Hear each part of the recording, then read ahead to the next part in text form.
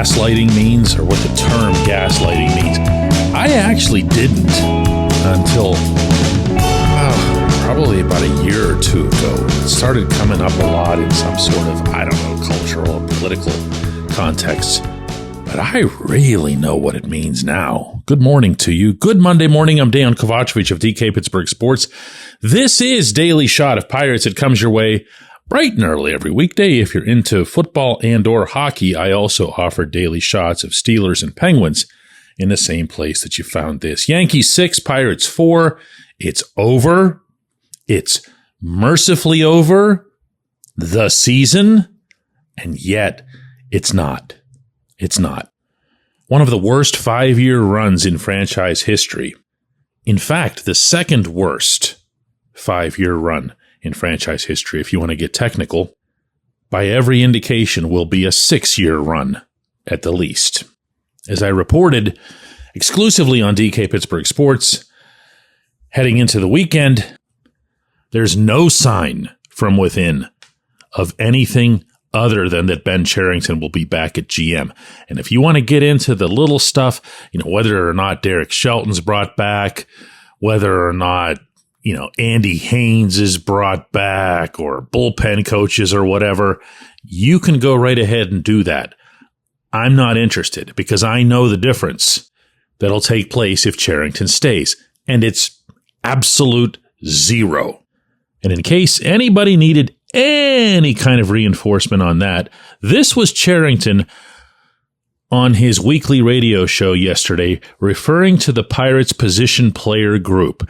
I'm reading the whole quote, and because you pressed play, you have to listen to the whole quote. Those are the rules, all right? Here it comes, ready? From Cherington.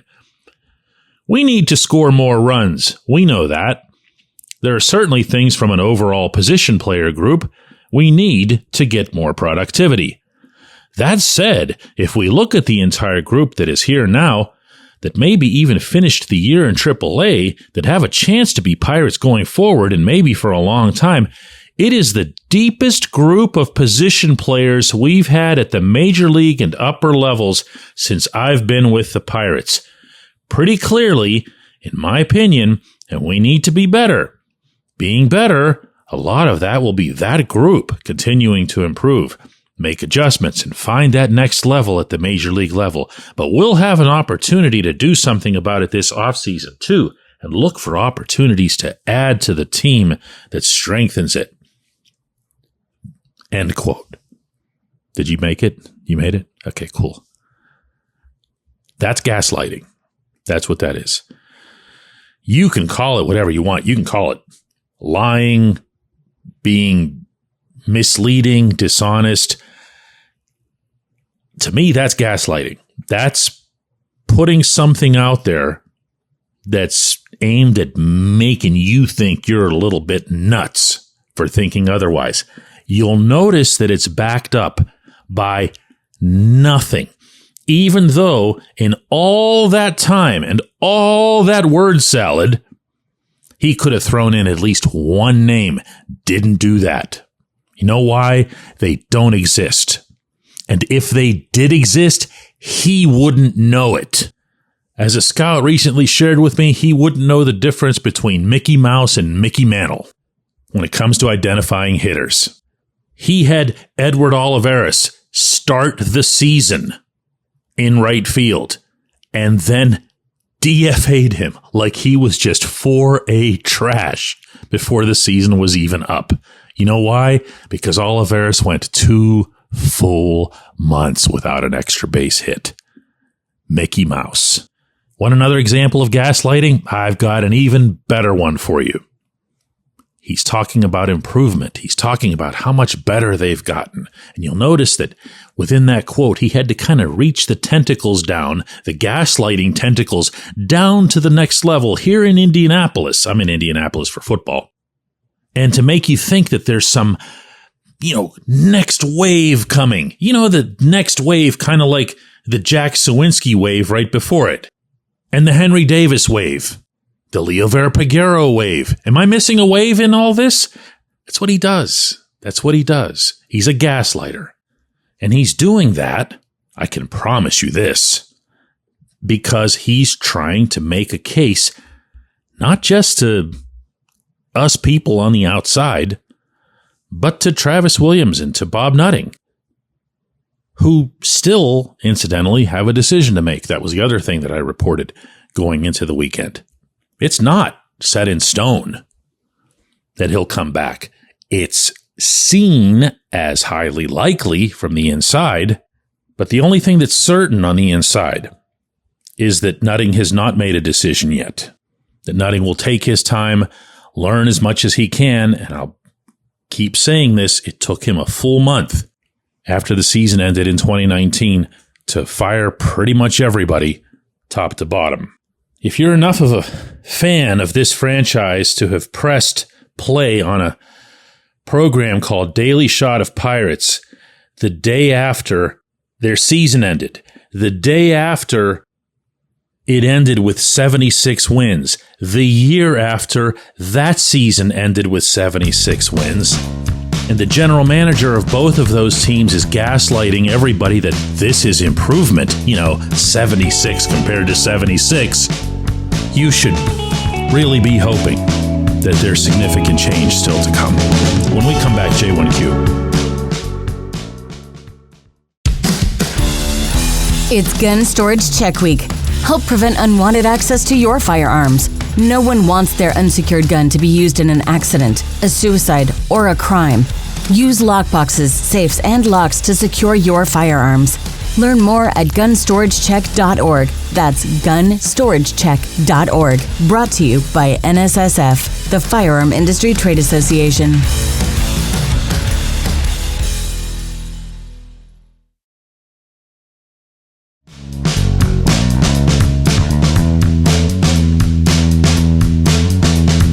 Today's J1Q comes from Alex, who says, DK, please tell me someone's getting fired. Seriously, that's all he wrote. Please tell me someone's getting fired. Yeah.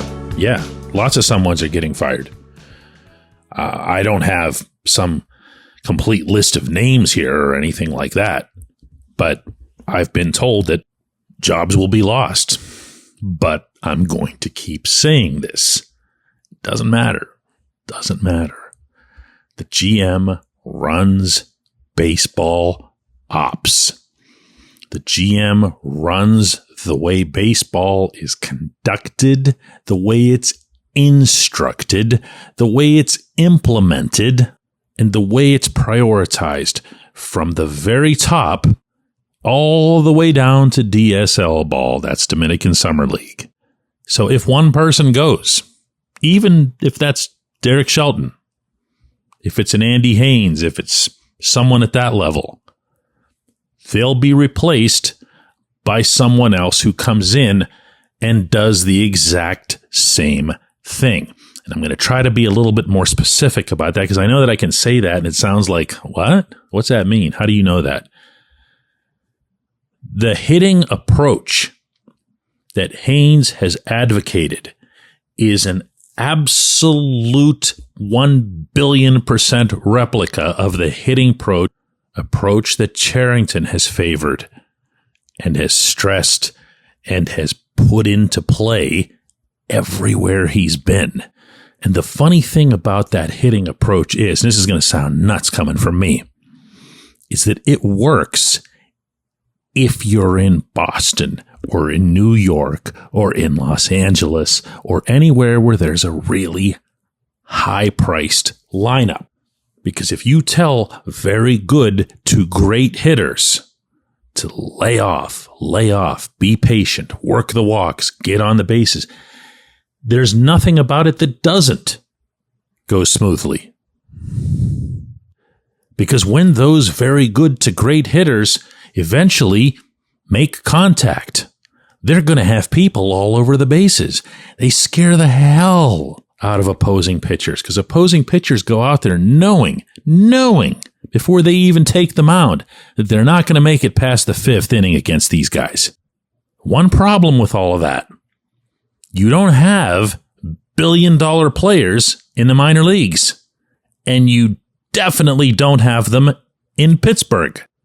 So when you take the figurative bat out of the hands of, say, bring him up again on this show, Jack Sawinski, you might think you're doing right by him in turning him into the next David Ortiz or something, but you're not, because you're robbing him of hitting, of making contact with the baseball, of the aggressiveness inherent in being ready to hit your pitch. Now, yes, these guys say that to their own hitters all the time. Be ready to hit. Ready to hit is something they bring up all the time. But the problem with that is you've already got it in your head that you're laying off. There's no way there's aggressiveness that comes with that. When Nick Gonzalez, who's a really good example, by the way, got straightened out, and he, by the way, just will not say where or how or by whom he's been straightened out. I don't know why, and really it's not worth an investigative report. But when he says that, and he talks about still being aggressive, still getting after the ball, and you look at the numbers, and the only difference between Nick this year and Nick last year is that he's not swinging and missing. He's now swinging and hitting. He trusted himself as a hitter. He got better as a hitter by hitting. No matter what happens over the next 24 to 48 hours, and that's, by the way, when all this has to roll. If Cherington stays, the garbage hitting program stays. And speaking of staying, we're going to do another one of these tomorrow, and the day after that, and the day after that, and the day after that. Never take me seriously, okay? I'm bored by this team, but I'm not bored by you guys. I heard you loud and clear. We'll be back tomorrow.